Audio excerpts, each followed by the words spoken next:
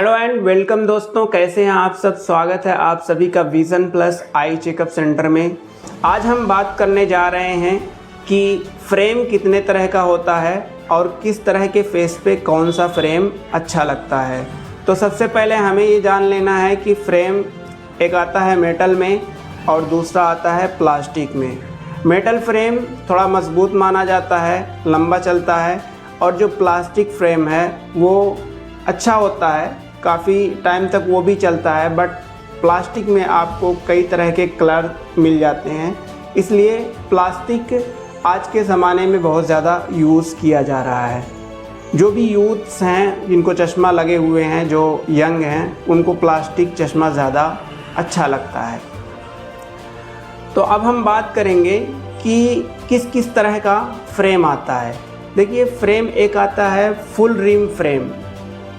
ऐसा फ्रेम जिसके शीशे के चारों तरफ से रिम होता है। आप देख सकते हो, शीशे के चारों तरफ से रिम होता है और इस रिम में ये शीशा बंधा हुआ होता है।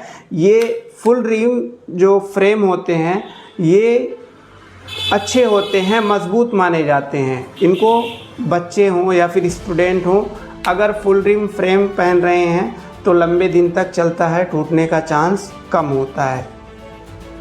दूसरा एक फ्रेम आता है जिसको हम लोग हाफ रिम फ्रेम बोलते हैं या फिर हाफ सुप्रा फ्रेम बोलते हैं। इसके शीशे के नीचे की तरफ से रिम नहीं होता है, आधे शीशे से लेके ऊपर तक रिम होता है और नीचे से एक थ्रेड लगा होता है। जहाँ पे रिम नहीं है, एक थ्रेड, एक धागा लगा होता है जिससे ये शीशा रुका हुआ होता है।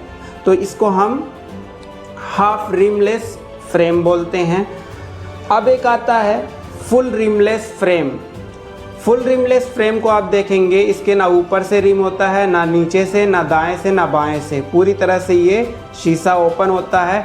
इसकी जो डंडी है, ये टेम्पल जिसको हम बोलते हैं, ये डायरेक्ट शीशे से जुड़ा हुआ होता है।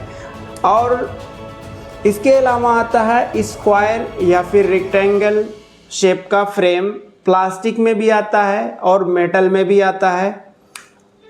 और इसके बाद फिर आता है राउंड शेप का फ्रेम, गोल फ्रेम। ये भी प्लास्टिक में और फिर मेटल में भी आता है।